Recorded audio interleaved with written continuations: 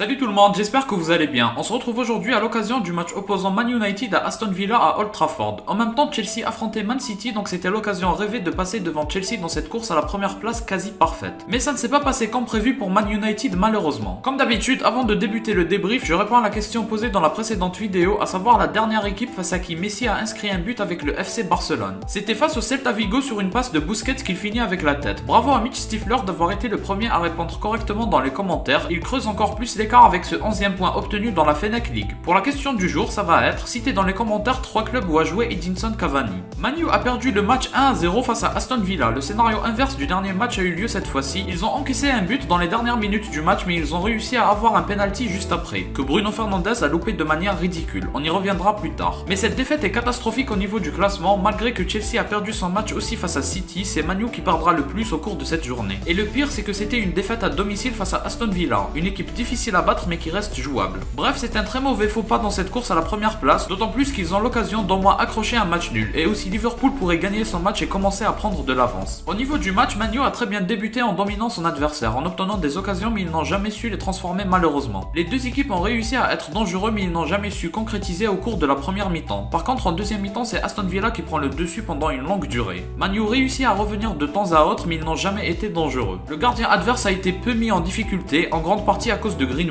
Petit focus sur lui d'ailleurs. Certes, c'était le seul qui proposait de bons appels en profondeur. On sentait même que parfois il recevait la passe sans même qu'on le voit. Ça se voit que c'est une sorte de connexion déjà préparée à l'avance. Mais le problème, c'est qu'en termes de finition, il a été horrible. Il a souvent fait les mauvais choix, il a jamais trouvé ses partenaires dans les bonnes conditions et il a jamais fini de manière à au moins faire peur à Martinez. Il n'a vraiment pas été bon et pour moi, c'est lui qu'il fallait sortir pour faire rentrer Cavani. Et il fallait le faire plus tôt aussi. Faire rentrer un joueur pour 10 minutes seulement, c'est trop court. Et c'était lui qu'il fallait faire sortir parce qu'il nous a tous fait penser à une machine à tirer et rien d'autre. À chaque fois qu'il recevait le ballon, il tirait. Bref, c'est dommage, mais pour moi, il est passé à côté de son match. Ronaldo a été invisible, on l'a trop peu vu. Je crois qu'il n'a quasiment pas fait de tir à l'intérieur de la surface. D'un autre côté, Man U avait beaucoup de mal à imposer son jeu de manière régulière. Pogba, j'ai trouvé qu'il a été l'un des seuls à avoir un vrai apport offensif et défensif. C'est le seul qui trouvait de vraies solutions, de bonnes combinaisons. Il a été à la hauteur. Il aurait pu mieux faire dans le dernier geste à chaque fois puisqu'il a eu l'occasion d'effectuer quelques tirs. Peut-être qu'il fallait plus les ajuster. La rentrée de Cavani a été déterminante dans les deux sens. C'est lui qui a perdu son duel sur le corner où Man U a encaissé un but et c'est aussi lui qui a obtenu un penalty.